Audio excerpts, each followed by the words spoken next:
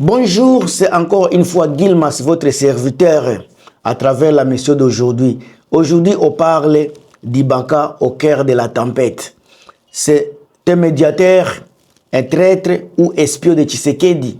Question que beaucoup de gens m'ont posée, mais en tout cas, je vais essayer de faire un décryptage, une analyse vraiment objective pour arriver à une conclusion qui est relativement juste. Alors, Ibaka, le jeu dangereux ou stratégie secrète de Kinshasa. Batou Ebele, beaucoup de gens m'ont appelé, on s'est parlé à long, à large. Alors, je suis tombé soit sur une conclusion que je vais vous dire dans la vidéo ici. Depuis quelques jours, une question divise profondément les Congolais. Que faisait Claude Ibalaki aux côtés du M23? Qui est Ibalaki? On ne le connaissait pas. Il n'est pas connu au milieu des peuples congolais. Est-ce qu'il a une base politique qui peut faire de lui vraiment un homme fort aux côtés de M23?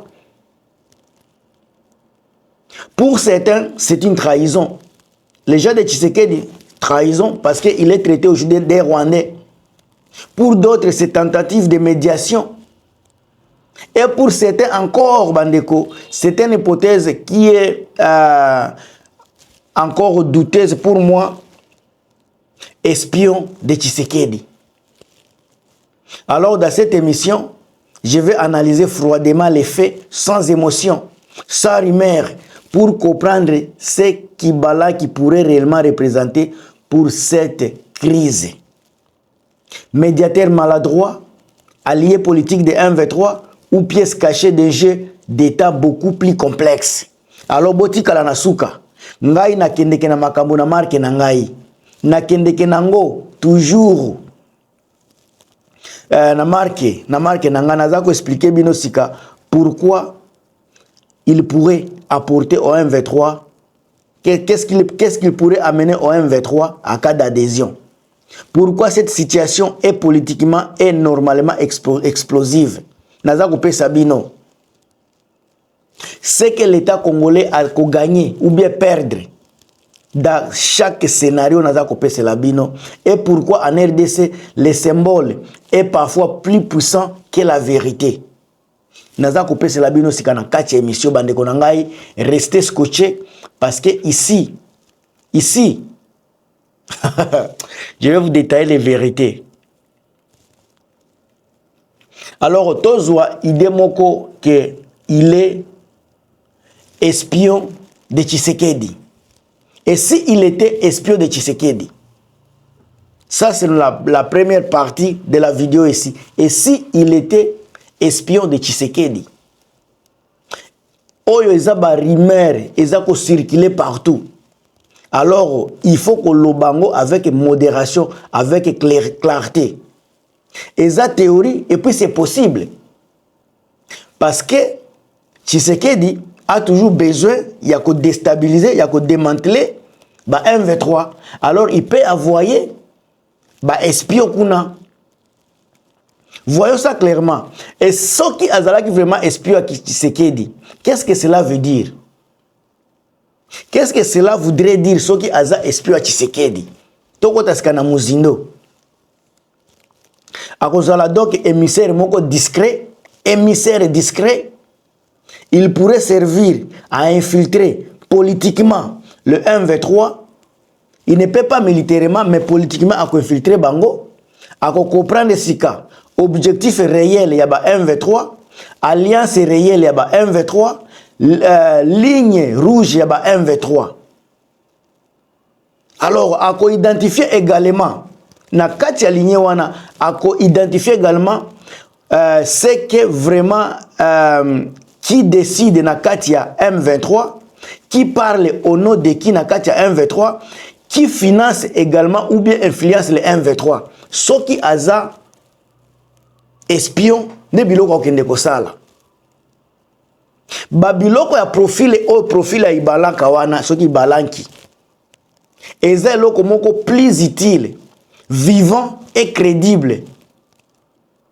Ekoki kosalema.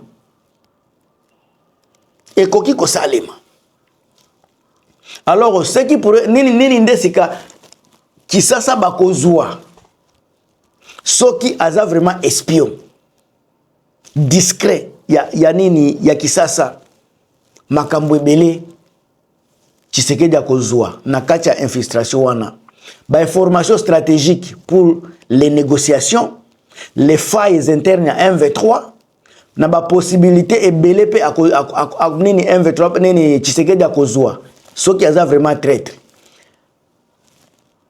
ako diviser certains courants, ako préparer sortie politique ou militaire plus efficace parce que akoyeba sika nini ezoleka na kati na sens oyo sika il serait un outil de l'État, pas un allié de M23. Donc, à cause de l'outil, il y a Tshisekedi, il y a Tindi côté Kuna.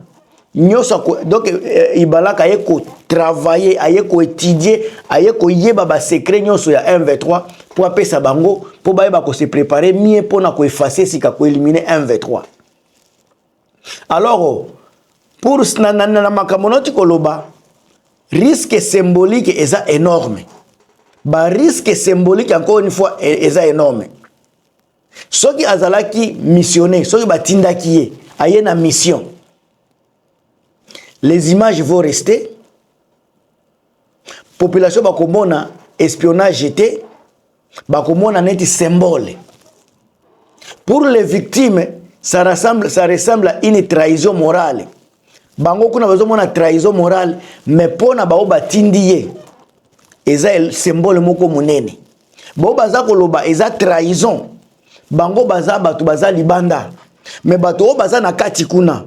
Baza eza symbole moko batindi mutu eza musala baza kosala. Alors, un État responsable doit agir autrement. Un État responsable doit agir autrement na makambo oyo. Parce que biloko ya boye mission baza kotina mutu lokola ibalaki soki eza mission et que la mission moko ultra discrète pardon et que la discret makasi mutu akoki jamais koyeba et que s'afficher jamais publiquement mission ya boye ko s'appliquer jamais encore jamais publiquement et puis et que le kaka na ba canon moko sécurisé. Alors, ndenge à s'exposer boye, ezo bimisa image ya nini ya espionnage. Ezo sala neti koboma. Sako anilango totalement parce que mutayi ko ya amela kisi kaza normal mais aza espion toujours. Parce que oyebite tango aza yemoko nini le kakakuna. Toyebite. Na makambo M23 avant na continuer bato belé baza kokota mingi bato ya IDPS. Et puis ça vous constatez bien mingi baza kokota selon ngai M23 pe baza ko s'affaiblir doucement. Est-ce que bato baza koya bazo kendeke na ba information parce que bato ngo bazo tikala kana goma te bazo zonga kana bango na ba Belgique na ba France na bango. Est-ce que baza ko kende kuna ko trahir été po bazo ka pe mbongo parce que makambo ya Congo eza eloko moko ya kobangela. On ne croit à personne maintenant. Et au cause de la paix, tu as dit sa paix hypothèse. Et bon, il y a qui sont qui a couvert officiellement.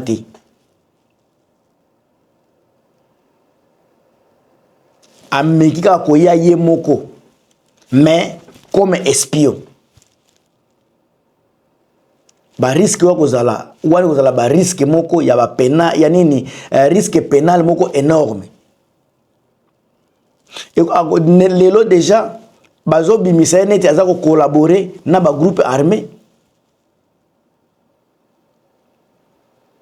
Alors ceux qui échoué, boye comment na skabato Tshisekedi ba lâcher ceux qui mission échoué ba ko lâcher ba ko ba yebi ete asi akendaki. Mais ceux qui réussir ba ko ba mission accomplie.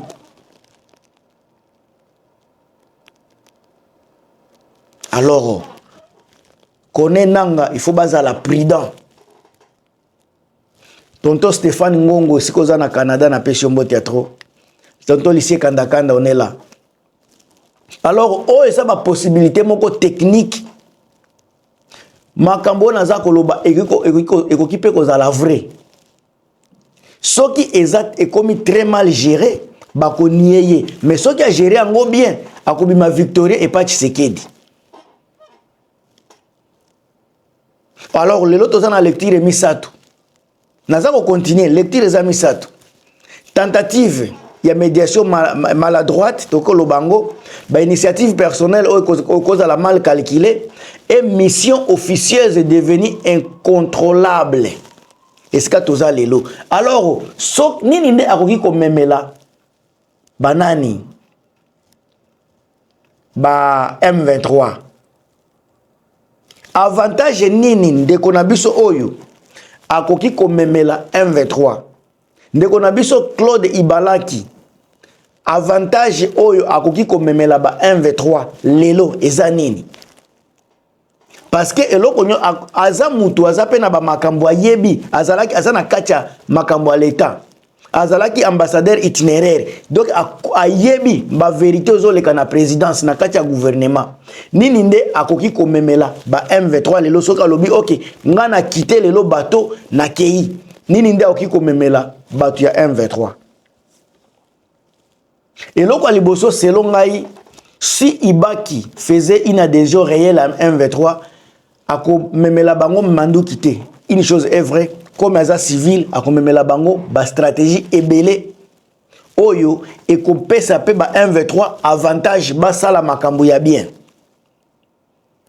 alors eloko liboso ba crédibilité politique parce que Ibalaka selon toyebi ye pena mingite mais oyo toyebi na kati po azalaki déjà ambassadeur itinéraire azalaki et puis au responsable à l'état aza diplomate moko aza koni déjà quelqu'un qui a travaillé sur des dossiers à paix internationaux aza déjà na ba carnet d'adresse aza na ba connaissance aza na ba connexion alors pour le M23 l'avoir comme pilier moko na kati ya rana bango alors akonini ako faciliter bango makambo ebele ako faciliter parce que ozala neti groupe armé et comme ko kota pe ba personnalité o ba sala ba travail déjà na ba accord de paix international bazo kota na kati akoki kozala pe pont moko direct entre ba M23 na communauté internationale akozala pont wana pe c'est normal parce que ayebi circuit diplomatique aza déjà diplomate donc ayebi ba circuit diplomatique ayebi ba organisation régionale et internationale o ba lobela kamakambo ayebi yango déjà bien langage na ba code oyo bato ya ONI bato oya ba utilisaka ba médiation nyos ayebi yango déjà a langage wana za nango po asala déjà ba négociation a participant na ba travail ya ba accord donc ayebi ba code ba salelaka ayebi pe bato po azalaki déjà kuna akutana na bato yango alors makambo wana ekoki ko salisa pe M23 ya ko se représenter mieux parce que ya soki ya comme représentant na bango eko pesa un point ekozala point moko boye oya komema po ba M23 ba se représenter mieux libanda ekoki ko créer pe influence moko boye na ba processus ya négociation oyo bazolinga ko entamer toujours na makambo ya ba dialogue aza déjà na ba expérience wana apporter quelque chose de plus également ekozala pe akozala na capacité à plaider pour ba intégration politique plutôt que ba défaite militaire ba intégration politique akoki ko salela ko utiliser yango parce que aza muto matière wana quand même aza ko maîtriser yango selon ndenge musala asalelaki à moins qu'azala kaka kuna étiquette mais soki azalaki vraiment na kati kuna na kati ya bewana akomema eloko moko ya bien côté ba M23 AFC alors eloko mususu tant muto aza déjà kuna toza ko espérer que akozala na capacité ya ko communiquer akoyeba ndenge ya ko solola akoyeba ndenge nini ya ko approcher batu kuna alors image ya M23 na minicho AFC ezara toujours na image moko négative soki ibanki wana ibalanki wana aye avec image oyaza nango akoki ko reformuler encore ko reformuler ba discours ya ba M23 mettre en avant ba revendication politique plutôt que militaire parce que déjà aza politique aza militaire était akoki ko mettre en avant ba revendication ba M23 ba revendication politique na bango ko renforcer yango akoki pe ko tenter ko diluer ba accusation ba crime oyo basa batiaka contre ba M23 alors eza extrêmement sensible car Makamwango eza mbutu côté ba crime, côté ba invisibilité ba crime et makamwana eza ebele, mais en tout cas yé place wana ayebi nini akoki koloba avec ba expert bazalaka pe na batu ya AFC M23 soki basangisi pe akozala pe élément moko boye ya plus na makambo na bango na dossier na bango. Alors pour na connaissance interne ya l'état congolais oya zanango ezape aki pona ba M23 AFC azana connaissance ayebi ndenge fonction ya Tshisekedi ni régime ya Tshisekedi eza ko travailler ayebi ba force na bango ayebi ba faiblesse na bango. Alors fonction akopesa bango pe ndenge fonctionnement ya pouvoir ya Kinshasa eza ko tambola ba ligne rouge politique ya pouvoir ya Kinshasa ba faillite sono ko ba faille institutionnelle sika bango ya Kinshasa nyoso wana akopesa oyo kopesa sika ba M23 nini avantage stratégique moko majeur sur nini gouvernement ya Tshisekedi. Alors pourquoi adhésion wana ekozala grave? Adhésion de konabiso wana ekozala grave makasi, terriblement makasi, parce que ekozala neti trahison moko munene ya l'état o eza déjà na situation dramatique. Parce que batu baza komituna pourquoi na période oyo kaka nde batu bakomi kolongwe pa Tshisekedi kaka na minitio na ba période oyo critique. Qu'est-ce qui est na nini ndeza koleka na katia machine ya régime ya Tshisekedi? Ba question na batu baza komituna sika soki akomi kotoyo bao kuna o baza na katia situation wana o malheureuse ya Tshisekedi bazomona ngone eti trahison de l'état. Mais en réalité za trahison te aza ko se sauver na makambo leka kuna Titanic eza ko dinda. Alors cela pourrait encourager d'autres élites à légitimer la rébellion. Donc to koblongwa na ye et risquer ko mema batu ebele kolongwa ya ndeko na biso oyo soki ibalaki wana ekoki ko créer nini tourbillon kuna ekoki ko créer tourbillon. Donc batu ebele bakoki koyana bango bakoki zala 2 4 5 personnes, c'est déjà batu ebele soki balongwe na présidence na gouvernement pour na adhérer mouvement baza koloba ya rébellion. Ça sera quelque chose de ouf pour na ba AFC M23, mais ça sera quelque chose de malheur pour na régime ya Tshisekedi. Alors kolongwa na ye na batu bakolanda ye et ko créer affaiblissement makasi ya la position ya gouvernement ya Tshisekedi. Parce que soki batu bakomi kolongwa batu ya Tshisekedi bakomi kolongwa ole ko sa la plateforme na bango personnel bakomi ko adhérer na AFC M23. Cela veut dire que eza déjà légitime baza ko légitimer le mouvement ya AFC M23. Donc esika toza otos to lobaka côté Tshisekedi Tshisekedi ba légitimement déjà mouvement ya M23 bazanga kande koya ko adhérer babangaka bazanga kanzela ya koya ko adhérer mouvement wana. Mais na minute oyo ça vous mentir, ce sont les gens qui aiment le mouvement de AFC M23. Ce sont les gens qui adorent, qui ont des rêves à venir travailler avec AFC M23. Alors et surtout et qu'on appelle choc moral.